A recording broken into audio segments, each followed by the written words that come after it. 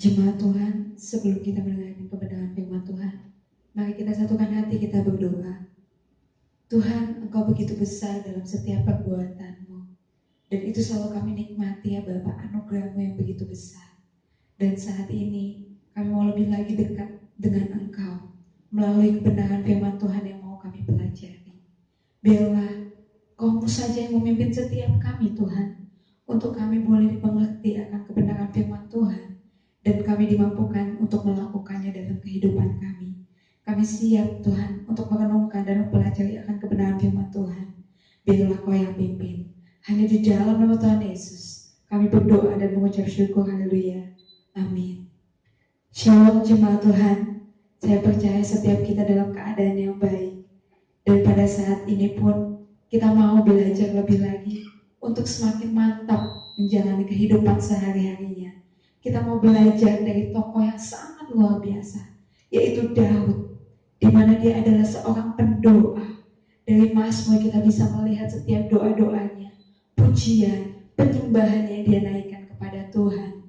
Dan banyak daripada buku-buku yang mengatakan bahwa ketika Daud berdoa, dia mendapatkan ketentraman yang berasal dari tangan Tuhan. Nah, ini yang mau sama-sama kita nikmati dalam kehidupan ini. Bukan hanya saja Daud yang mendapatkan ketentraman, tapi setiap kita, umat-umat Tuhan yang ada di tempat ini. Mari bersama-sama kita buka Mazmur pasal 27. Saya akan membacakan ayat yang pertama hingga yang ketiga. Dikatakan, aman dalam perlindungan Tuhan. Dari Daud, Tuhan adalah terang dan keselamatanku. Kepada siapakah aku harus takut? Tuhan adalah benteng hidupku. Terhadap siapakah aku harus gemetar? Ketika penjahat-penjahat menyerang aku untuk memakan dagingku, yakni semua lawanku dan musuhku, mereka sendirilah yang tergelincir dan jatuh. Sekalipun tentara berkemah mengepung aku, tidak takut hatiku. Sekalipun timbul peperangan melawan aku, dalam hal itu pun aku tetap percaya. Ini merupakan doa daripada Daud yang dinaikkan ketika dia mengalami pergumulan hidup. Dan saya meyakini bahwa sesungguhnya doa itu memberikan ketentraman buat setiap kehidupan kita umat percaya. Doa itu memberikan ketenangan yang begitu luar biasa, yang tidak bisa kita terima dari dunia ini, tetapi kita terima daripada Allah itu sendiri. Namun banyak statement yang mengatakan, saya sudah berdoa, pagi siang malam saya selalu berdoa sampai capai, tetapi tidak ada sesuatu apapun yang terjadi dalam kehidupan saya. Nah, ini yang saya kira adalah suatu pandangan yang keliru tentang doa itu sendiri. Karena justru doa itu mendatangkan kelegaan. Karena justru doa itu sendiri mendatangkan ketentraman di dalam kehidupan kita. Sesungguhnya kalau kita lebih sering berdoa, kita semakin menikmati daripada ketenangan itu sendiri. Berarti ketika kita mengucapkan, saya sudah berdoa terus-menerus sampai capai, tidak ada sesuatu, itu ada yang salah dalam doa kita. Kita semakin panik, kita semakin bimbang, berarti tandanya kita ada yang salah dalam doa itu. Mungkin saudara berpikir, saya benar-benar selalu berdoa setiap harinya, tetapi wajar saya merasa ketakutan, wajar saya merasa tidak tentram, karena dalam kehidupan saya selalu banyak masalah yang mencekam. Namun pada saat ini saya pelajari, ada beberapa yang menjadi alasan kalau kita berdoa kita bisa mendapatkan ketentraman itu. Yang pertama, dalam doa kita tahu kita diterima apa adanya oleh Tuhan. Manusia saat ini menerima kita karena ada apanya kita, daripada apa yang kita miliki sehingga kita boleh diterima oleh manusia itu sendiri. Tetapi kita mau meyakini Allah menerima kita itu apa adanya. Dia tidak menuntut kita sempurna untuk kita bisa berdoa. Dia tidak menuntut untuk kita sempurna sehingga kita boleh layak menghampiri Dia. Tetapi daripada kelemahan kita, ketidakmampuan yang kita miliki, Ia menerima kita apa adanya dan bahkan menyempurnakan kita. Itu semua karena Allah mengasihi kita. Jadi kenapa kita mendapatkan ketentraman dalam doa?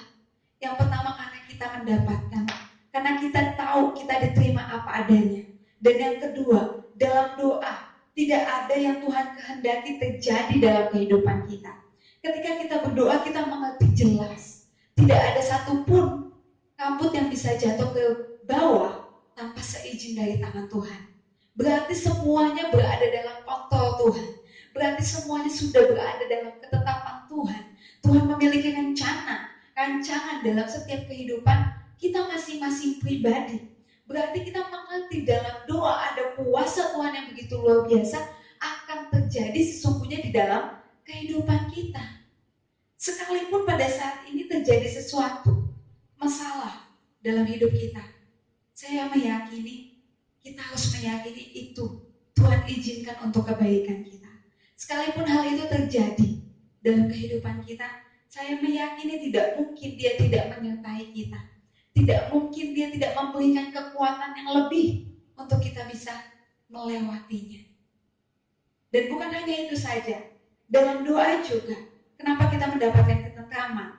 Kita tahu bahwa musuh atau lawan kita atau keadaan yang pada saat ini mencekam tidak bisa semaunya terhadap kita.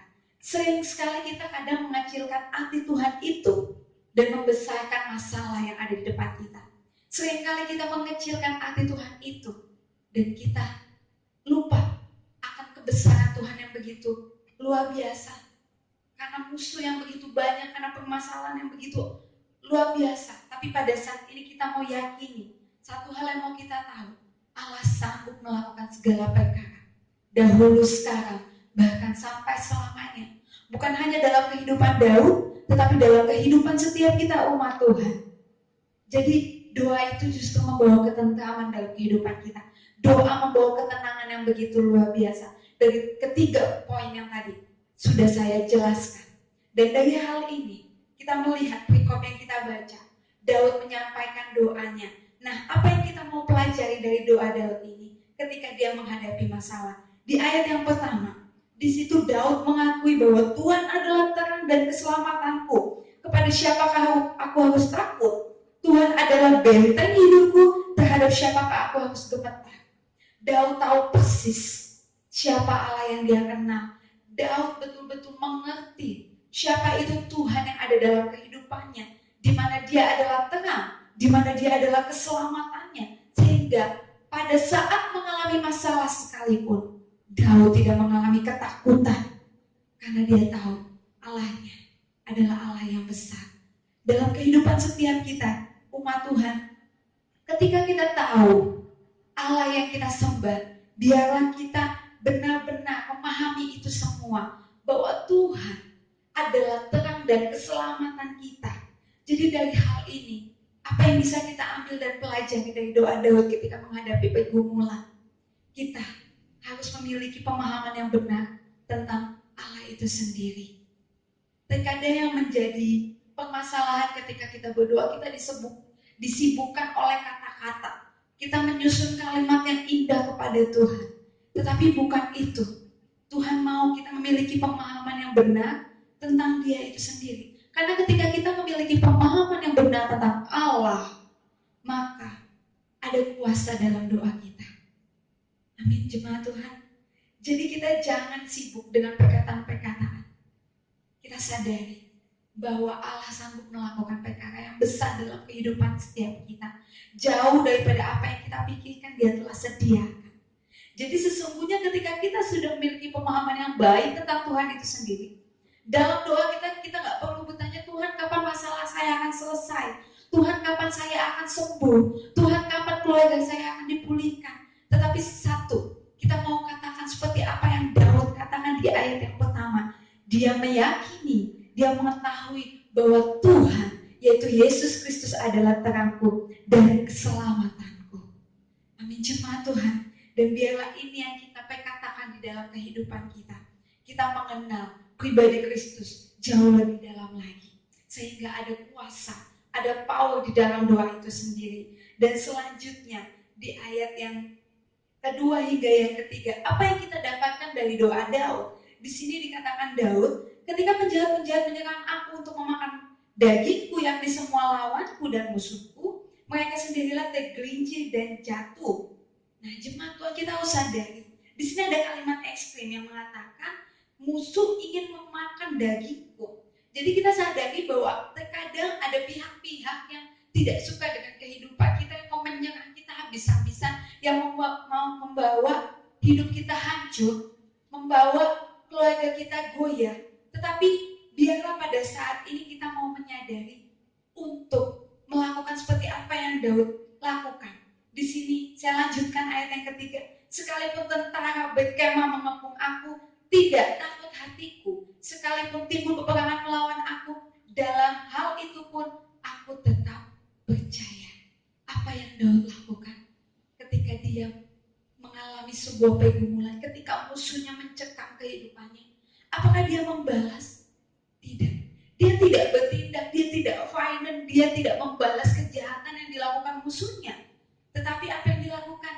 Dalam hal itu pun aku tetap percaya.